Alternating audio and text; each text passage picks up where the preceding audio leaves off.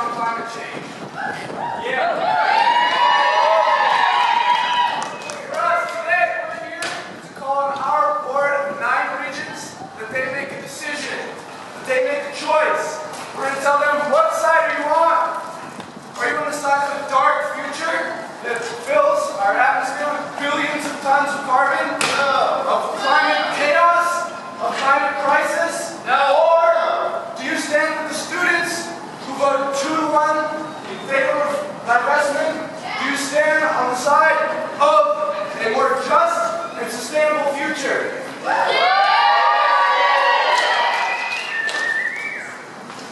We're here today to say, do you stand with temporary profit or a brighter future? We say, do you stand with the students?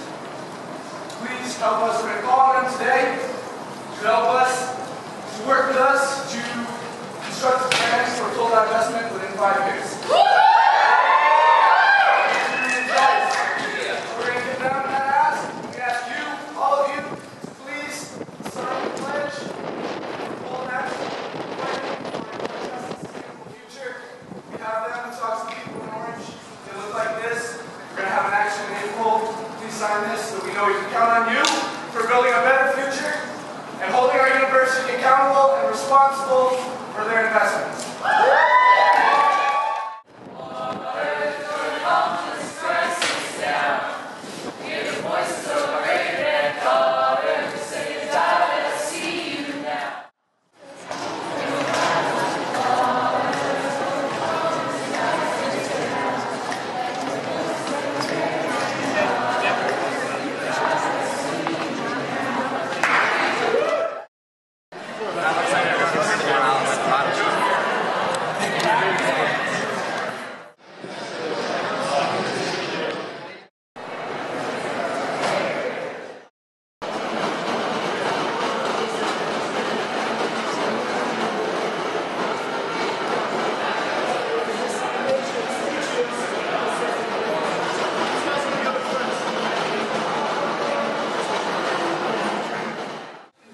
Both doors.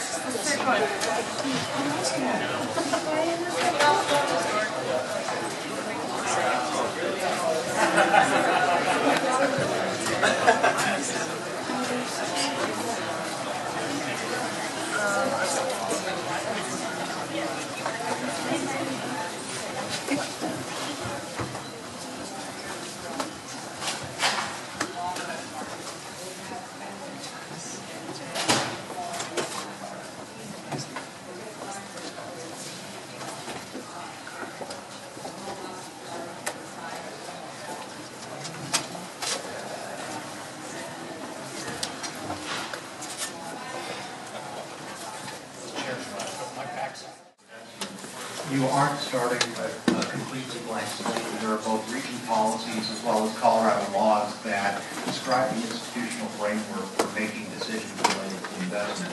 I'm going to spend a few minutes going over those so that you can, as you hear the requests that are being made, place them in context of what your policies already are, as well as what the legal framework is.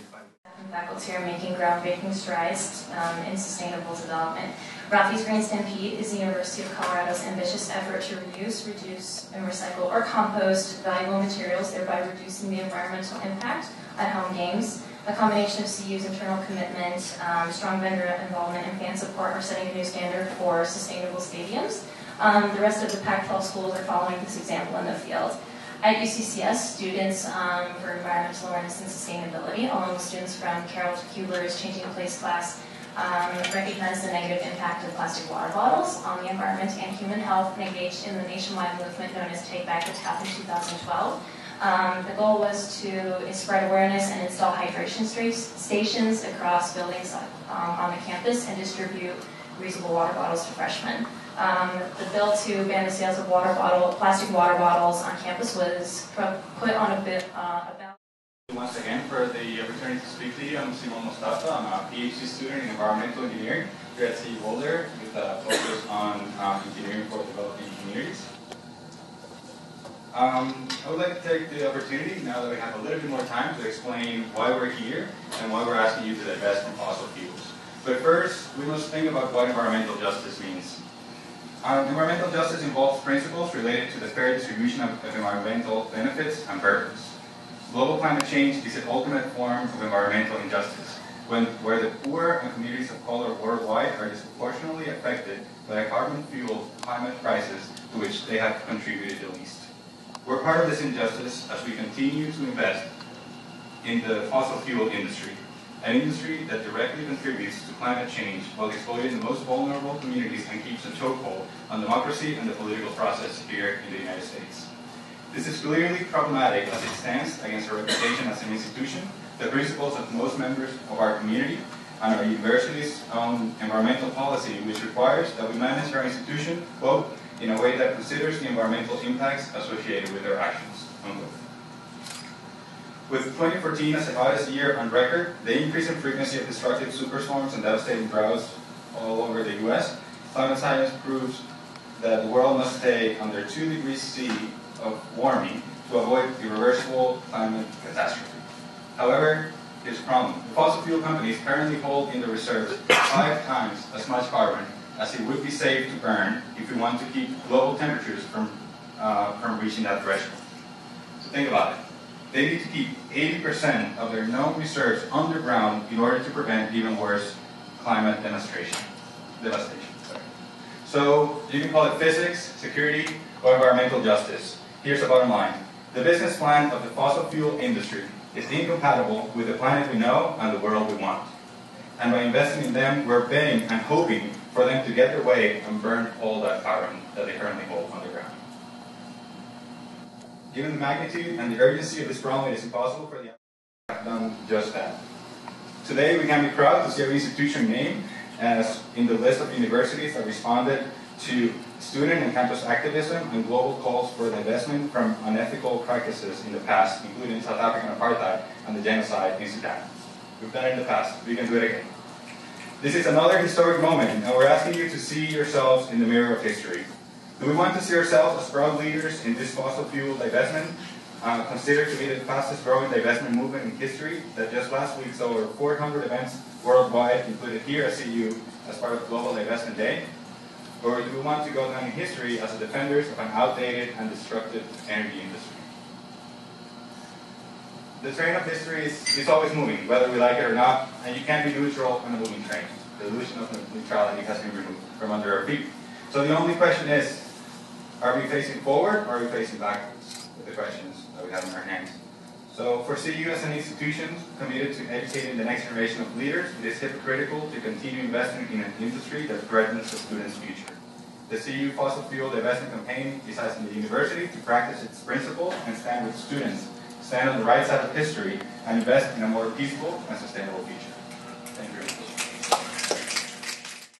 I'm a sophomore business student at UC Denver, and I'm currently declaring my minor in sustainability.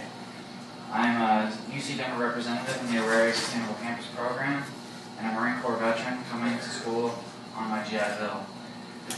Divestment isn't just a social issue, or even just an environmental issue. It's economically in CU's best interest to move our investments out of fossil fuels and into renewable energy technology. Renewable energy is not just a fuel that you need to find, extract, and transport. It's a technology that uses the most abundant resources on the planet and puts them to some good use. The issue shouldn't be narrated on only by the question of jobs. It should be a question of the efficient management of our resources. With any new technology comes new jobs. The U.S. Department of Energy has listed solar energy as one of the country's fastest growing job markets, and that's only one renewable technology. The majority of those jobs require some level of education above high school. I would hope that hearing that fact would interest anyone that runs a university. The market share of renewables are gaining every year, while the cost of the technology is falling every year. If CU were to invest in these technologies, not only will CU be making a return, CU will be helping the U.S. adopt a new and more efficient energy infrastructure. As Simone mentioned earlier, to stay under the 2 degrees of warming, the temperature set by the global scientific community, and as stated and agreed to in the Copenhagen Accord in 2009, 80% currently known carbon reserves must stay underground.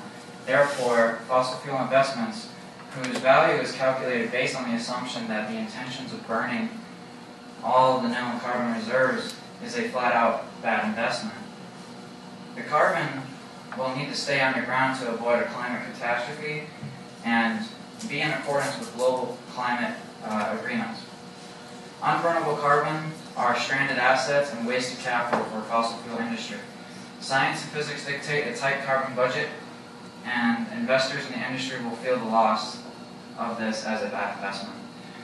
It is hard to think of a more volatile market to be invested in than fossil fuels.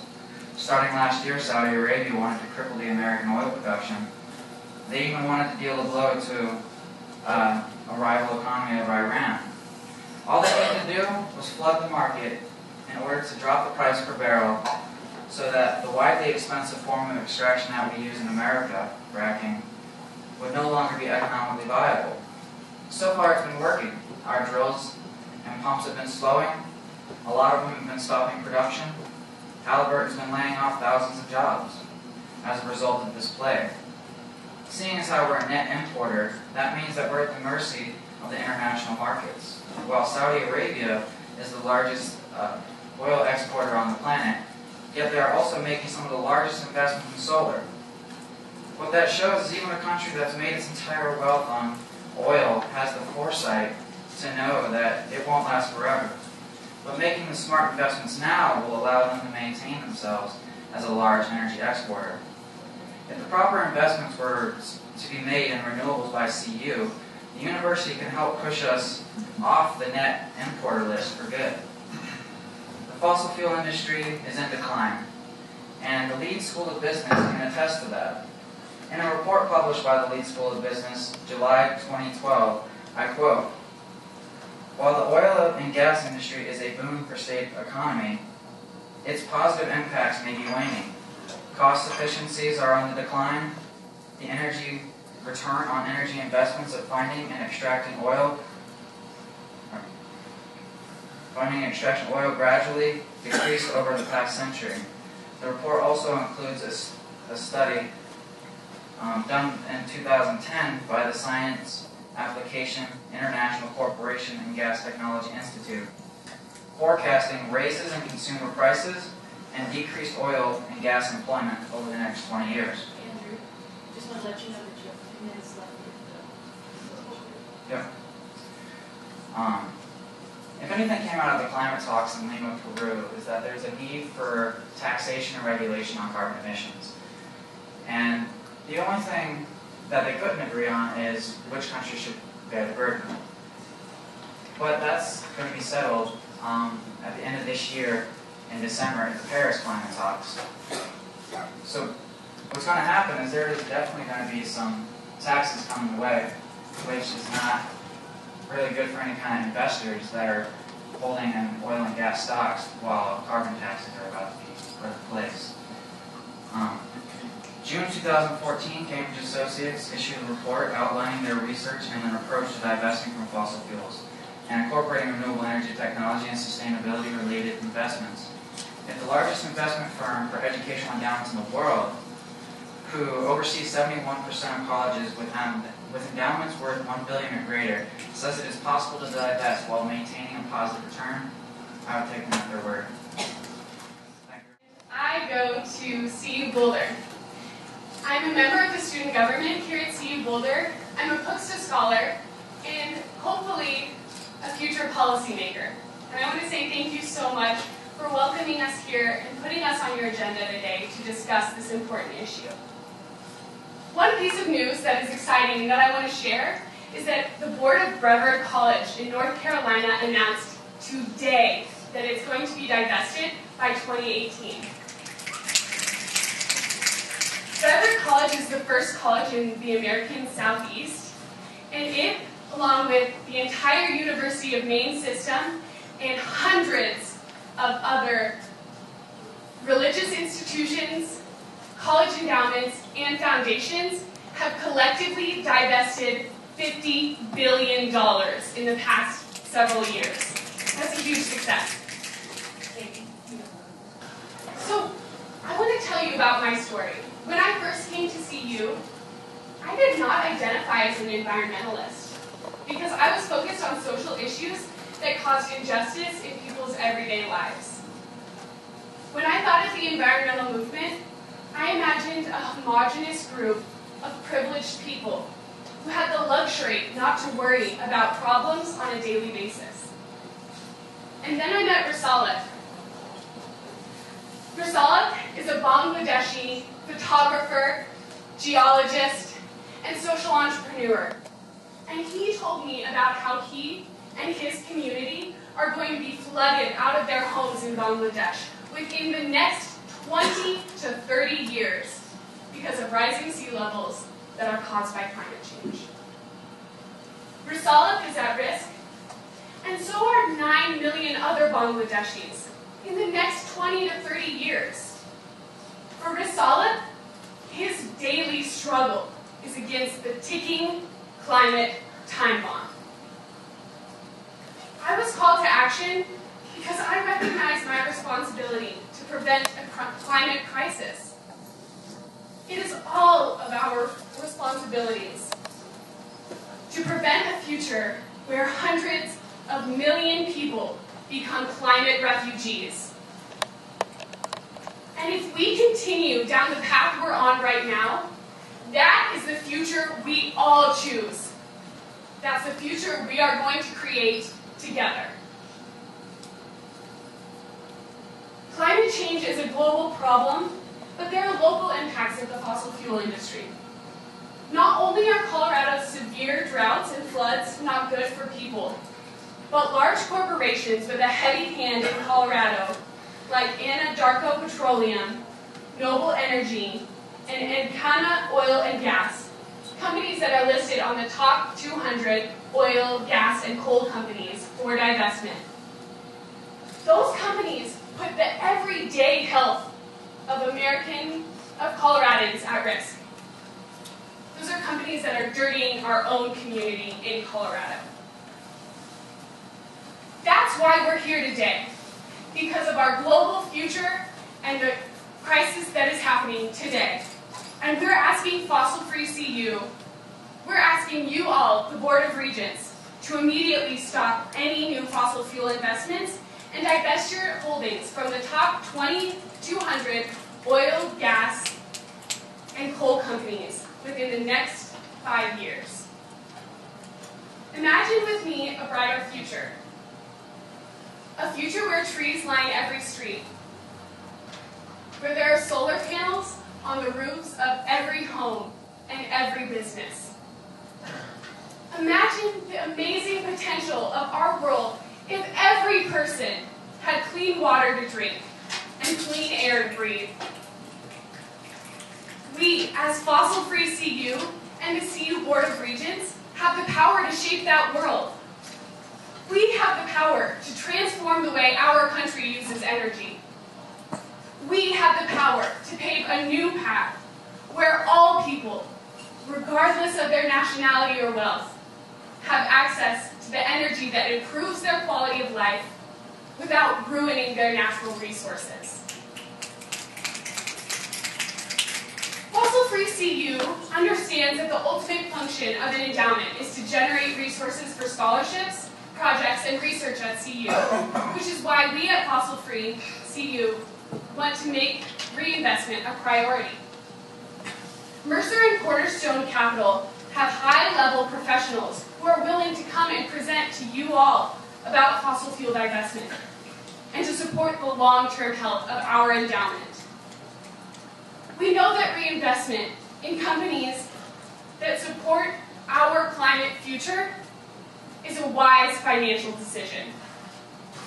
And we want divestment and reinvestment to grow this institution's leadership capacity, both as environmental trailblazers and as a pioneering, innovative research institution. FossilFreeCU asks you all to think about the future and the power you have to help shape it. Think about a future where everyone has access to a clean environment, and where the University of Colorado stands in history as an institution that stood up for clean air and clean water for all. You all have the power to make that history. The CU Board of Regents, you have a choice today to stand on the right side of history. And that's why we ask you to act today and demonstrate whose side you are on. And specifically, Regent Bosley, as the head of the Investments Advisory Committee, we ask you, will you agree to pursue a path to fossil fuel divestment with us this semester? So I think are you about concluded? That question is, okay, the. So there may be questions for you all, and I think Regent Ludwig has one. So Alex, Simone, Andrew, and Katie, thank you for representing the broader group here, and thank you all for showing up. What I want to tell you is change does not come quickly. It comes through lots of conversations, lots of presentations, and I get it and I see it, and I want to continue to have those conversations. When I think of climate change, I think of the year I spent 10 years ago with my wife as a volunteer in La Paz, Bolivia, which used to host the highest ski area in the world, 18,000 feet. We have something, 18,000 feet, and it's gone. It's a glacier, it's gone. And it's very real when I think about my children, 5 and 7, what would their lives be like unless we all come together as a planet to figure out this small blue dot that we are and how do we take care of the home. When I was on this campus in the 1960s, we were protesting too. We were protesting virtually everything. You know, the Vietnam War, we were fighting for racial and gender equality. And those were the defining issues of my generation. And as I told Katie a few months ago when we first met, climate change is a defining issue of your generation. I have said that I would support reasonable and responsible fossil fuel divestment at this university, and I will do that. Now, I need a specific proposal. I'm not sure that what you're suggesting is totally realistic, but I agree that it's a long-term conversation. Should we align our investments with our values? My answer is yes. Our president, Bruce Benson, proudly points out that CU Boulder is one of the greenest campuses in the country. And even the most conservative areas of this campus are proud of that fact. Even the football players in the football program is all about sustainable excellence. And a new indoor practice facility that's the first in the country to be a net zero energy user. So, having had the same debate in my own family, I'm really ready to explore what CU thinks its values are and whether or not it's reasonable to align those with our investments, with our values. With that, I would say let's hear from John Bortles. And really, you all were highlighting it, that Alex especially, getting a number of good things that CU is doing. That's John. We're going to hear some of that from John today. So thank you all very much. Appreciate it. Well done. Well.